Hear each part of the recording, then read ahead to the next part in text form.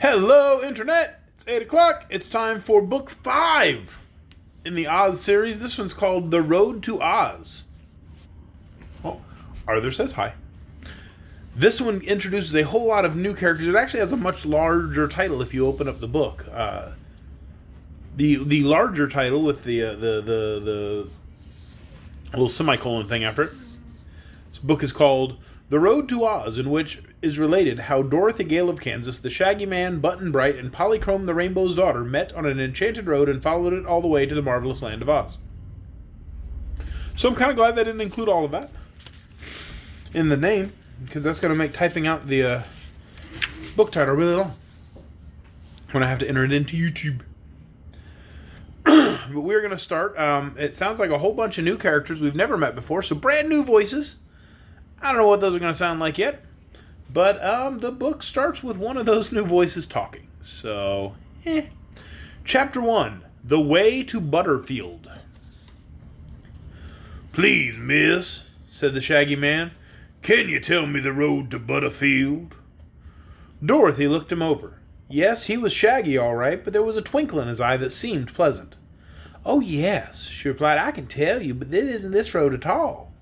"No?" "You cross the 10-acre lot, follow the lane to the highway, go north to the 5 branches, and take... let me see... To be sure, miss. See as far as Butterfield, if you like," said the Shaggy Man. "You take the branch next to the willow stump, I believe, or else the branch by the gopher holes, or else... Won't any of 'em do, miss?" "Of course not, Shaggy Man. You must take the right road to get to Butterfield." "And is that the one by the gopher stump, or..." "Dear me," cried Dorothy, "I shall have to show you the way. You're so stupid. Wait a minute till I run in the house and get my sunbonnet." The Shaggy Man waited. He had an oat straw in his mouth, which he chewed slowly as if it tasted good, but it didn't. There was an apple tree beside the house, and some apples had fallen to the ground. The Shaggy Man thought they would taste better than the oat straw, so he walked over to get some. A little black dog with bright brown eyes dashed out of the farmhouse and ran madly toward the Shaggy Man, who had already picked up 3 apples and put them in one of the big wide pockets of his shaggy coat. The little dog barked and made a dive for the Shaggy Man's leg, but he grabbed the dog by the neck and put it in his big pocket along with the apples. He took more apples afterward, for many were on the ground, and each one that he tossed into his pocket hit the little dog somewhere upon the head or back and made him growl. Little dog's name was Toto, and he was sorry he'd been put in the Shaggy Man's pocket. Pretty soon Dorothy came out of the house with her sunbonnet, and she called out, "Now come on, Shaggy Man, if you want me to show you the road to Butterfield." She climbed the fence into the 10-acre lot, and he followed her, walking slowly and stumbling over little hillocks in the pasture, as if he was thinking of something else and did not notice them. "My, but you're clumsy," said the little girl. "Are your feet tired?" "No, miss, it's my whiskers. They tire very easily in this warm weather. I do wish it would snow, don't you?" "Of course not, Shaggy Man," replied Dorothy, giving him a severe look. "If it snowed in August, it would spoil the corn, the oats, and the wheat, and then Uncle Henry wouldn't have any crops. And that would make him poor, and..." "Never mind," said the Shaggy Man. "It won't snow, I guess. Is this the lane?" "Yes," replied Dorothy, climbing another fence. "I'll go as far as the highway with you." "Thank you, miss. You're ever so kind for your size, I'm sure," he said gratefully. "It isn't everyone who knows the road to Butterfield," Dorothy remarked as she tripped along the lane. "But I've driven there many a time with Uncle Henry, so I believe I could find it blindfolded." "But don't do that, miss," said the Shaggy Man earnestly. "You might make a mistake." "I won't," she answered, laughing. "Here's the highway. Now it's the the third turn to the left, or else it's the fourth. Let's see. First one's by the elm tree, and the second's by the gopher holes, and then..." "Then what?" he inquired, putting his hands in his coat pockets. Toto grabbed a finger and hit it. The Shaggy Man took his hand out of that pocket quickly and said, "Oh!"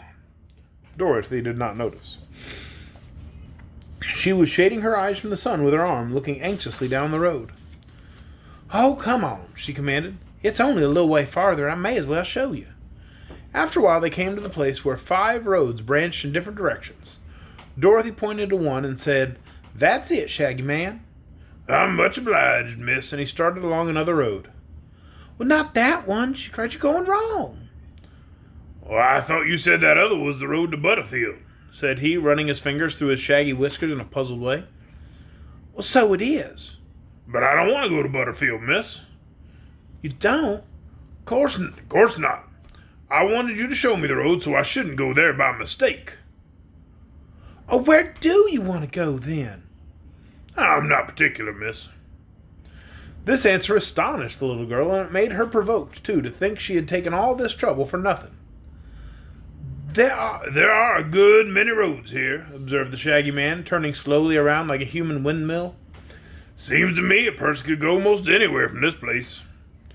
Dorothy turned around, too, and gazed in surprise. There were a good many roads, more than she'd ever seen before.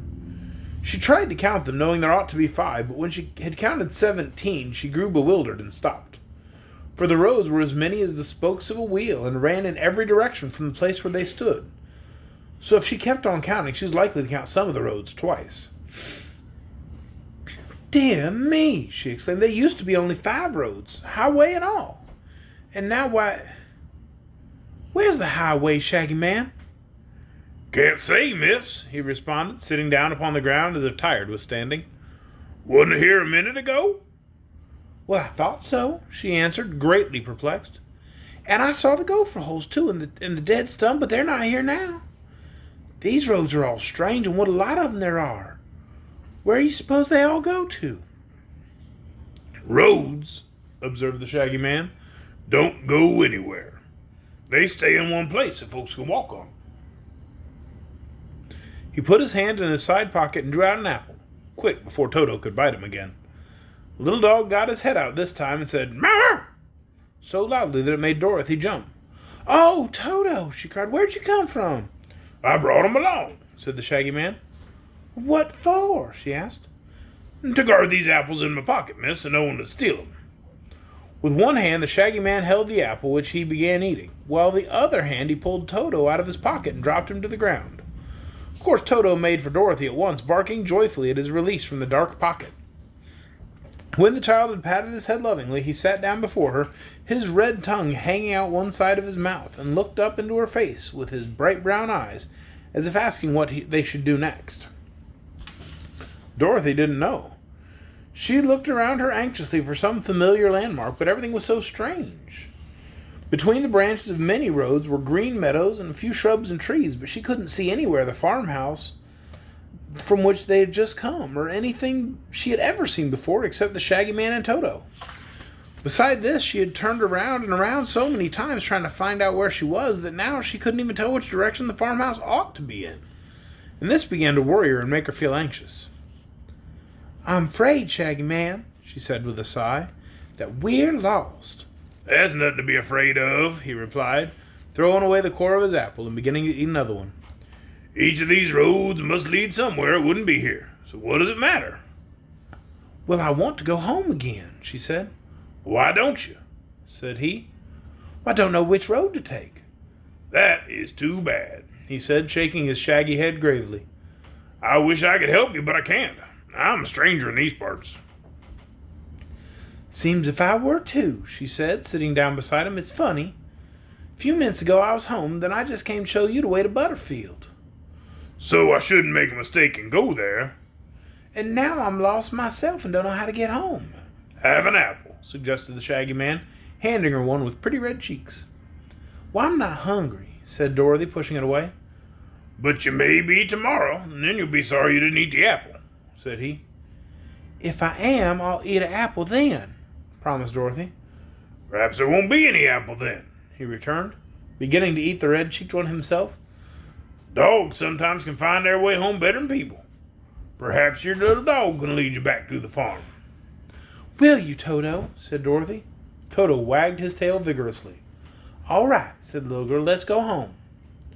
Toto looked around a minute and dashed up one of the roads. Goodbye, Shaggy Man, called Dorothy and ran after Toto. The little dog pranced briskly along for some minutes when he turned around and looked at his mistress questioningly. Oh, don't expect me to tell you anything. I don't know the way, she said. You'll have to find it yourself.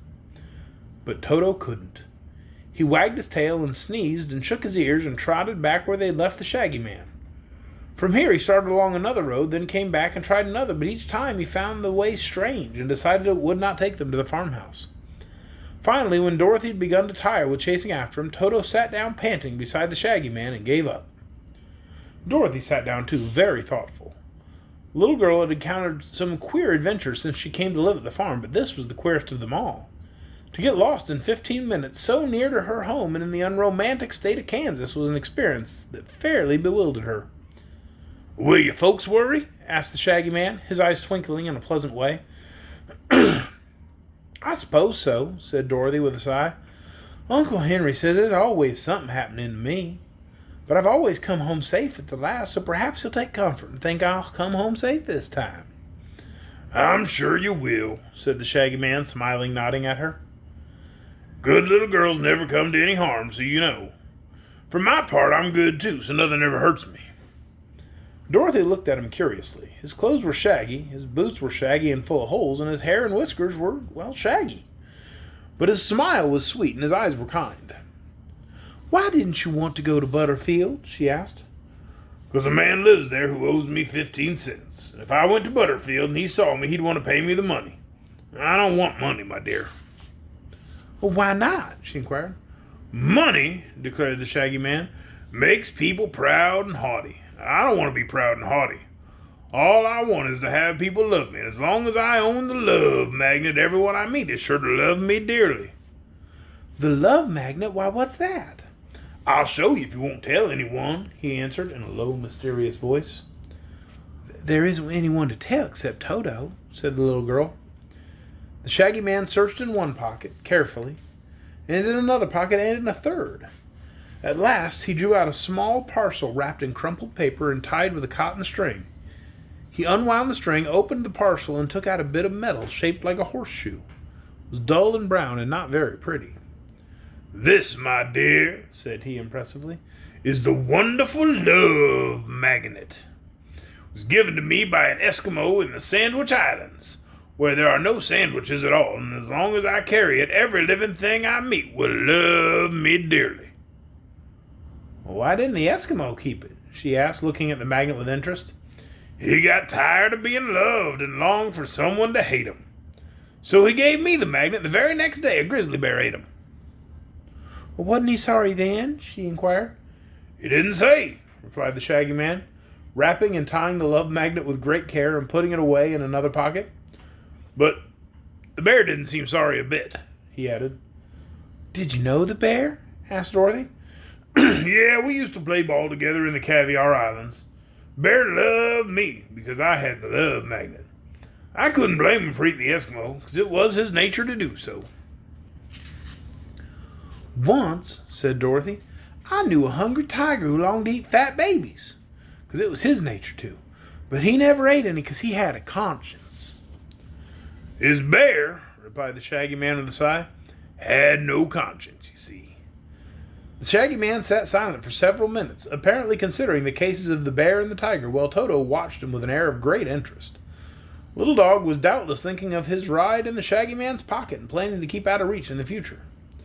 At last, the Shaggy Man turned and inquired, "What's your name, little girl?" "Well, my name's Dorothy," she said, jumping up again. "But what are we going to do? We can't stay here forever, you know." "Let's take the 7th road," he suggested. 7's a lucky number for little girls named Dorothy. "The 7th from where?" "From where you begin to count." So she counted 7 roads, and the 7th looked just like all the others. But the Shaggy Man got up from the ground where he had been sitting and started down this road as if sure it was the best way to go. And Dorothy and Toto followed him. And that is the end of chapter 1. And I gotta be honest, I kind of love the Shaggy Man. He's funny. He's like, "I got a love magnet, and that bear ate the Eskimo." "Well, wasn't he sad?" "He didn't really say." And I'm like, that's because he's dead. He got eaten by a bear. The bear wasn't sorry at all. I like the Shaggy Man. He's funny. I hope you'll join us again tomorrow night for more Road to Oz, 8 o'clock, right here on Facebook. Good night, everyone.